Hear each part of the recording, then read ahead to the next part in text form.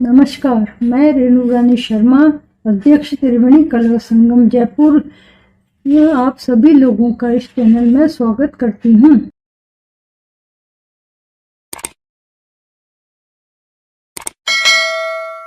अपने जीवन में जब कोई कार्य करता है तो कुछ लोग तो ऐसे होते हैं जो लक्ष्य निर्धारित कर लेते हैं और उसके अनुसार कार्य करते हैं। यह एक सांचे में ढला हुआ कार्य है जो उसी हिसाब से मनुष्य करता है। और कुछ लोग शौकिया होते हैं, वो ऐसे होते हैं कि उनका मन जिसे पसंद करता है वो उसी काम को करते हैं। फिर सांचा कोई भी हो, ढांचा कोई भी हो, इससे उनको कोई मतलब नहीं है। मतलब ये है कि किसी व्यक्ति के मन में कोई भावनाएं आई, कोई विचार आया, उसने उसके अनुसार कार्य की परिणति शुरू कर दी और उसे फल मिला नहीं मिला, कम मिला ज़्यादा मिला, ये बात की बात है। लेकिन यदि वह व्यक्ति अपने कार्य से संतुष्ट है तो यह उसकी सबसे बड़ी सफलता है। इस बात में कुछ नहीं रखा कि दूसरे क्या कहेंगे, क्या सोचेंगे, ये बात की बात है।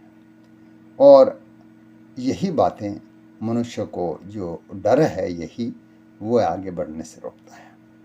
और जो है वो एक दुआ है, जिन खोजा तिन पाइया, गहरे पानी पैठ, हाँ बोरी बूढ़न डरी रही किनारे बैठ। तो जो हिम्मत करेगा वो आगे बढ़ेगा और जो डरेगा वो वहीं बैठा रहेगा। मेरे जीवन में भी यही लागू रहा कि मेरे मन में विचार आया कि मुझे जो अपनी मातृभाषा है, ढूंढाड़ी जयपुर ज़िले की भाषा है, वो मैं बोलता था, उसी में आनंद आता था, सरसता थी और एक दूसरे से बात करने में नज़दीकी महसूस होती थी।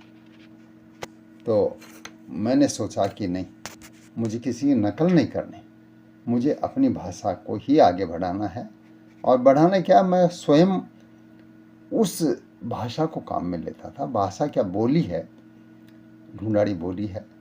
तो मैंने निश्चय किया कि क्यों नहीं मैं अपनी बोली में लिखूं। तो मैंने ढूंढाड़ी में लिखना शुरू किया। सबसे पहले मैंने गीत लिखे। बचपन में जब मैं छोटी क्लास में था, 5वीं 6वीं में, तब से मैं तुकबंदी करने लगा था हिंदी की कविताओं की। लेकिन बाद में ये जब मैं ये हुआ हूँगा लगभग 30 वर्ष के आसपास का, तब मेरे मन में विचार आया कि मुझे अपनी बोली में ही कुछ लिखना चाहिए। तब मैंने ढूंढाड़ी गीत लिखने शुरू किए और दूसरे ही नंबर का गीत है पनघट। वो मैंने 9/5/2004 को लिखा। उस समय मैं पंजाब नेशनल बैंक में भरतपुर में नौकरी में था, प्रबंधक के रूप में। और मैं इस प्रयास में हमेशा रहने लगा कि कोई मेरे गीतों के ऊपर मदद कर दे, क्योंकि ड्यूट काफ़ी गीत लिखे हुए थे नायक और नायिका के रूप में। तो उसमें एक लड़की की भी तलाश थी। और तो मैंने बहुत सारी महिलाओं को, लड़कियों को, म्यूजिक कॉलेज की लड़कियों को, आरडी गर्ल्स कॉलेज की लड़कियों को, इनको सबको सिखाने का प्रयास किया और सिखा करके उनसे परफॉर्मेंस करवाने का प्रयास किया। तो मुझे कहते हुए खुशी है कि चाहे कुछ लड़कियां ढूंढाड़ी के कुछ शब्दों को गा नहीं सकी, लेकिन उनके प्रयासों में कोई कमी नहीं रही। उन्होंने जो प्रयास किया वो मूल ढूंढाड़ के जयपुर के आसपास के बच्चों ने भी नहीं किया, नहीं किया ही कहेंगे, कर पाए नहीं कर पाए ऐसा तो नहीं था। उन्होंने मतलब ये सोचा, अरे काय की ये गंवारों की भाषा। और जो लोग भरतपुर के बच्चे थे उन्होंने इसको पकड़ा और न केवल मुझे सहायता दी, बल्कि एक विलुप्त होती हुई बोली को उभारने में उनका बहुत योगदान रहा। ब्रजभाषी लड़कियां थी और उन्होंने ढूंढाड़ी के लिए बहुत बड़ा काम किया। ये मैं वहाँ 5.5 वर्ष रहा और उस दौरान सबसे ज़्यादा जो काम हुआ वह जो वहीं हुआ। मैं गीत लिखना वहीं से शुरू किया। पहला भी गीत वहीं से लिखा। पहला जो टर्र गीत था जो खूब प्रचलित हुआ, पहला गीत। और उसके बाद में ये दूसरा गीत जो मैं आपको आज जिसका जिक्र कर रहा हूँ, पनघट। तो मेरे दिमाग में वही आते रहे विचार, गांव, छोटे से परिवार, भेड़ बकरी चराने वाले बच्चे और गडरिए, है ना, चरवाहे, ये आने लगे मेरे दिमाग में और वो कलम से ऐसे कैसे उतरने लगे और मुझे आत्मसंतुष्टि होने लगी। तो मैंने भरतपुर से लगभग 60-70 किलोमीटर दूर बैर भुसावर में है बड़ा नंगला इटामड़ा, वहाँ मेरा संपर्क हुआ किसी वजह से। और वहाँ कमला धाकड़ जो हैं, बहन जी आगरा की हैं और संगीत में रुचि थी, तो उनके मेरे ख्याल में 5 या 6 लड़कियां हैं, बेटा नहीं था। तो उन लड़कियों का मैंने जो है स्वर परीक्षा ली और मुझे लगा कि ये कर सकती हैं। तो वहाँ से गांव से एक उदयराम धाकड़ हैं, वो लेकर के उनमें 2-2, 3-3 लड़कियाँ और मेरे यहाँ आते थे, वहीं रुकते भी थे, खाना भी वो अपने वहाँ से लाते थे और हम सारे मिल के खाते थे। तो वहाँ तैयारी करा था। मैं पंजाब नेशनल बैंक में नौकरी करता था और फिर मैंने लगभग ये निर्णय किया कि मुझे इन बच्चियों को तकलीफ़ होती है, तो मैं वहाँ बड़ा नंगलाई चला गया। 50-60 किलोमीटर दूर है। मैं वहाँ चला जाता, रात को रुकते हम और 12-12, 1-1 बजे तक रिहर्सल करते। हाँ, बच्चियों को मैंने हारमोनियम सिखाया, स्वर सिखाया और ढूंढाड़ी बोली है उसको सिखाया। उसके जो शब्द हैं उनका मतलब सिखाया और उनकी थीम सिखाई, ये शब्द किससे संबंधित है। और बच्चियों ने पकड़ की और वहाँ परफॉर्मेंस दी। रविंद्र मंच पे दिलाई मैंने और सबसे पहली परफॉर्मेंस तो बड़ा नंगला इटामड़ा में ही दिलवाई और इतना तगड़ा हुजूम था। तो इस वीडियो में हम आपको बता रहे हैं और साथ में मैं बताना चाहूँगा कि ये जो है मनुष्य की लगन है करने की, ये पता नहीं उसको कहाँ ले जाते हैं। मैंने सोचा नहीं था कि मैं गीत लिखूँगा और इनको लोग पढ़ेंगे या मैं सफल होऊंगा, लेकिन मैं बढ़ता ही चला गया और लगभग 188 गीत लिखे गए हैं। इनका नाटकों में प्रयोग हुआ है 50 गीतों का और इनकी वैसे परफॉर्मेंस दी है जगह जगह। चाहे वो अखिल भारतीय गांधर्व महाविद्यालय मंडल मुंबई की जो परीक्षाएं हैं कथक नृत्य की, अलंकार एमए की, तो वहाँ मुंबई में और महाराष्ट्र में कई जगह जब मैं परीक्षक होके गया इनका एमए का, तो वहाँ मैंने इनकी परीक्षा के अंदर ये मेरे ढूंढाड़ी गीत रखे हैं। वहाँ 100 नंबर का पेपर होता है कि जो परीक्षक जो थीम देता है, विषय वस्तु देता है, उस पर उनको नृत्य करके बताना है। तो मैंने इनका प्रयोग किया और भगवान की कृपा है कि आगे चल कर के इन पे मेरे गीतों पे राजस्थान विश्वविद्यालय में पीएचडी हुई डॉक्टर सुधीर माथुर ने की। आगे फिर रांची विश्वविद्यालय में भी काम हुआ, हरद्वारी लाल जी ने किया। तो ये सारे डॉक्टर बने हैं, विद्वान हैं, लेकिन ढूंढाड़ी का महत्व वो ही समझ पाएंगे जो इसके नज़दीक रहे हैं। इसका उपहास उड़ाने वाले, इसको गंवारों की भाषा कहने वाले, वो वहीं रह गए हैं, आगे नहीं बढ़ पाए। तो साथियों, आप देखिए ये इसमें जो गा रही हैं ये सारी बहनें हैं, माधुरी है, अलका है और ये वहाँ की बड़ा नंगला इटामड़ा की बच्चियाँ जो गा रही हैं उनका साथ मैंने दिया है या मैंने उनका साथ लिया है, कैसे भी मानिए। और ये एक प्रस्तुतिकरण नहीं है, ये वहाँ के कार्यक्रम का सिखाने के बाद का वहीं गांव में प्रस्तुतिकरण है। उसी का ये अंश आपको दिखाने जा रहे हैं। आशा करता हूँ कि आपको ये पसंद आएगा और आप हमें इस चैनल को सब्सक्राइब, लाइक और शेयर करके प्रोत्साहित करेंगे आगे बढ़ने के लिए। धन्यवाद।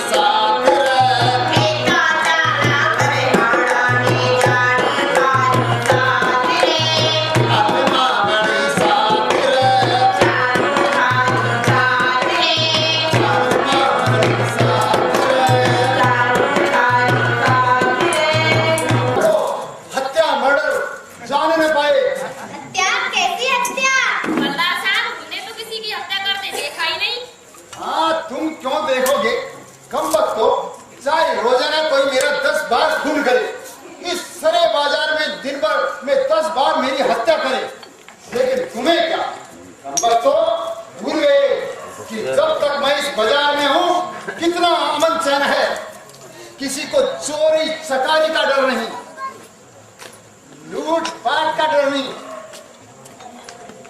चारों तरफ शांति ही शांति है।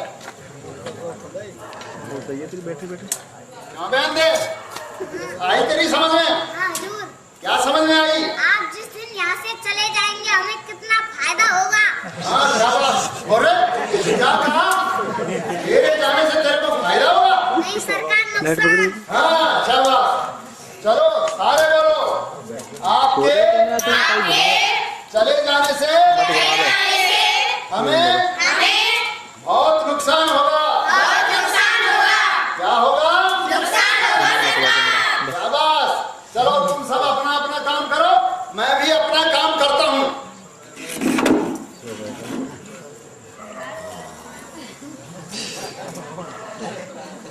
करी हिफाजत 24 घंटे, बात बात पर मारे डंडे, खा जाए केले अंडे, हाय हाय हाय, ऐसे चौकीदार से भगवान बचाए, सौदा लेने कोई ना आए, दिन भर भोगी ना हो पाए, ऊपर से ये रौब जमाए, हाय हाय हाय, ऐसे चौकीदार से भगवान बचाए। ओए ओए ओए, कितनी सारी चीजें, केले हैं, टमाटर हैं, और चना है और गरम। ओए ओए ओए, आया आया आया, आखिर ग्राहक आया, हम सब केसो देख कर फूला नहीं समाया, सुबह से हो गई शाम अभी तक कुछ भी ना बिक पाया, कुछ तो ले जा छोटे बाबू, कुछ तो ले जा भाया।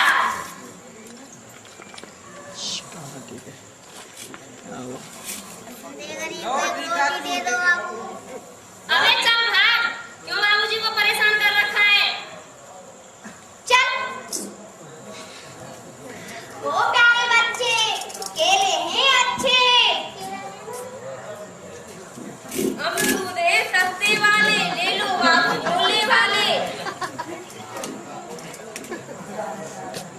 ताकत वाले लाल टमाटर, देख के मुंह में आए वाटर, मेरे चने को खा ले प्यारे, आठ आना के इतने सारे। तेरी पतंग निराली है, चरखी बढ़िया वाली है।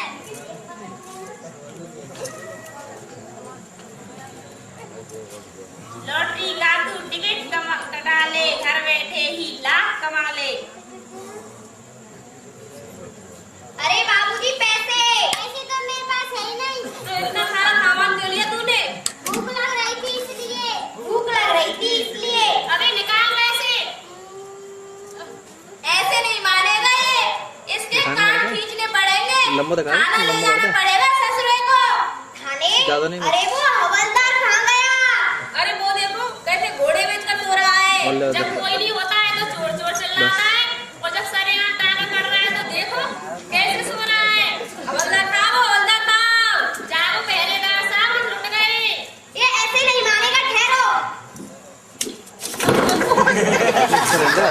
पकड़ो पकड़ो पकड़ो, चोर हत्या मर्डर जाने न पाए। हाँ। क्या चुराया है इसने? मेरे केले ले गया, मेरे अमरूद खा गया, मेरे टमाटर खा गया, मेरे चने ले मेरा लॉटरी का टिकट ले आया। मेरी पतंग ले गया। अबे तू अभी तक यहीं बैठा है, चल बाहर।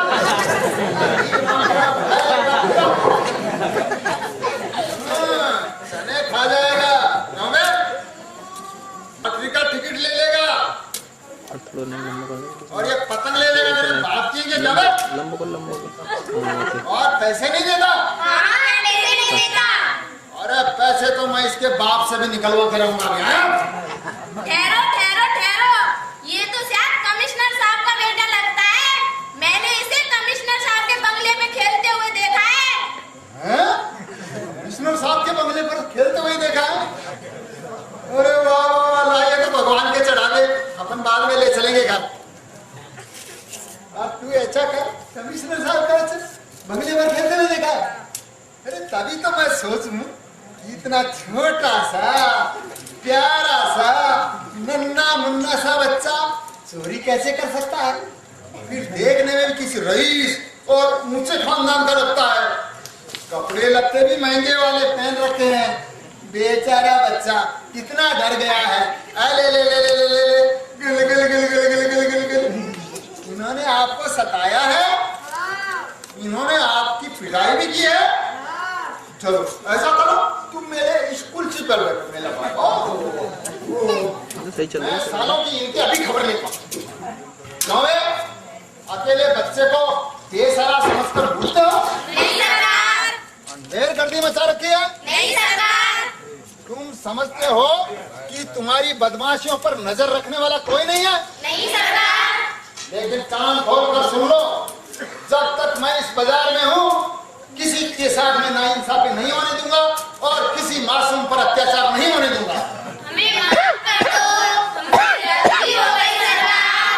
लेकिन हवलदार साहब, हाँ? ये कमिश्नर साहब का बच्चा हो ही नहीं सकता। भाई क्यों नहीं हो सकता?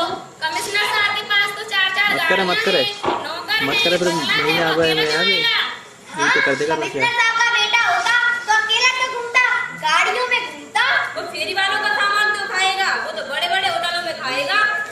लेकिन इन्होंने उसे कमिश्नर साहब के बच्चे बंगले पर खेलते हुए देखा। हाँ, कमिश्नर साहब के बंगले पर खेलने से क्या हो सकता है? कमिश्नर साहब के नौकर का, धोबी का, चौकीदार का, किसी का भी हो सकता है। हाँ? देखो जी क्या जमाना आ गया है, जरा जरा से बच्चे ठगी करना सीख गए। इतनी देर से बैठा है लेकिन तेरे मुंह से ये नहीं फूटा जरा सा भी कि तू कमिश्नर साहब का नहीं किसी धोबी वोबी की औलाद है। बड़ा होकर सारा पक्का ठग बनेगा। हवलदार साहब, हमारे से पैसे निकलवाओ। अरे पैसे तो मैं इसके बाप से भी निकलवा के रहूंगा। क्या है? यस सर, आप जैसे भी हो, सबसे पहले मुझे मेरा बच्चा वापस मिलना चाहिए। यस सर, टीवी और रेडियो पर ऐलान करवा दो, अखबारों में विज्ञापन छपवा दो, दीवारों पर पोस्टर लगा दो, सारी पुलिस फोर्स लगा दो, लेकिन आज शाम से पहले मुझे मेरा बच्चा वापस मिलना चाहिए। यस सर, क्या यस सर तुमने किसी ने बुला रखी है? जाओ और देख कर आओ। Yes sir.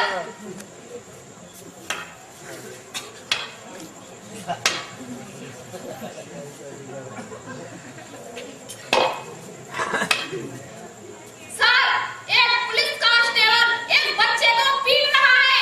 कौन है वो बच्चा? सर, मैंने उसकी शक्ल नहीं देखी। चलो चलते हैं और देखते हैं। क्यों है, क्या कर रहा है? सर एक ये गली का लफंगा चोर की औलाद इन बेचारे फेरी वालों को लूट रहा था। मैं इसे समझा रहा था कि ऐसा नहीं करना चाहिए। देश के कानून की व्यवस्था का ध्यान रखना हमारा फर्ज है सरकार। कौन है ये बच्चा? चल वे चोर की औलाद। मेरे प्यारे बच्चे, मेरी आंखों के तारे, इतने दिन से तू कहाँ था? तूने मेरे बच्चे को पीटा? Yes sir, no sir, yes sir. तूने मेरे बच्चे को गली का लफंगा कहा? हमारी गलती हो गई सरकार, मुझे माफ कर दो सरकार। यस सर, इस पुलिस कांस्टेबल को अभी इसी वक्त नौकरी से बर्खास्त किया जाएगा। है सीमा धाकड़।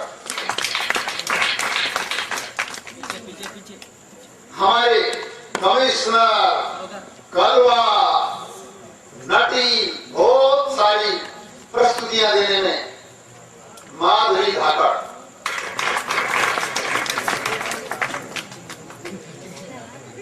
सैनिकों के रूप में से एक सैनिक कविता शर्मा,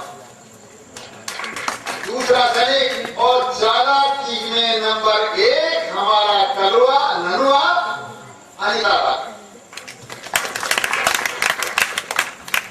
खेमा की भूमिका में बहुत बढ़िया मेहनत करी। हमारी संगत कर रहे थे आगरा से वही खेम जी।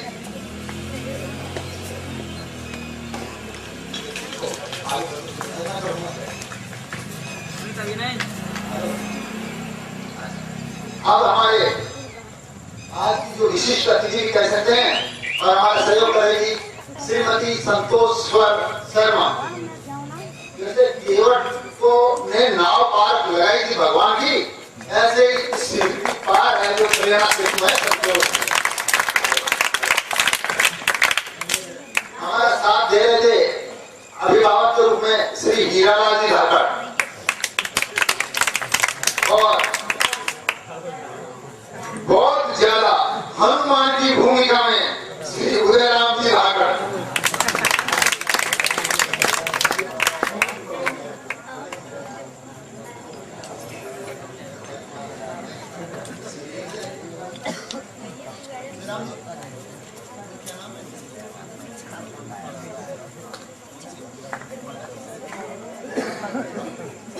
हमारा बहुत ही सहयोग दे रहे थे इस कार्यक्रम के संचालन श्री घनश्याम जी धाकड़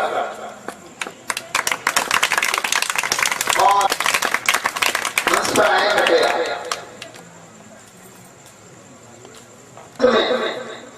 इस छोटे से कार्यक्रम का एक छोटा सा ग्रामीण सिपाही मैं डॉक्टर कैलाश चंद्र शर्मा।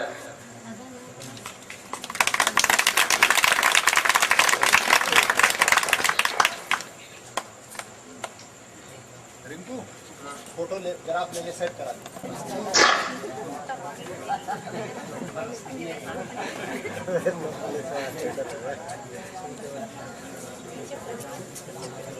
आ जाओ छोटी सीमा ये राजा इधर आ जा छोटे छोटे बच्चे इधर आ जाओ क्लियर आना चाहिए।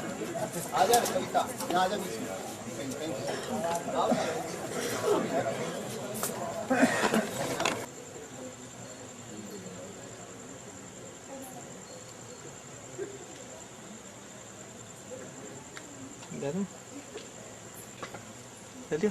मत चल क्लोज मिलेगा।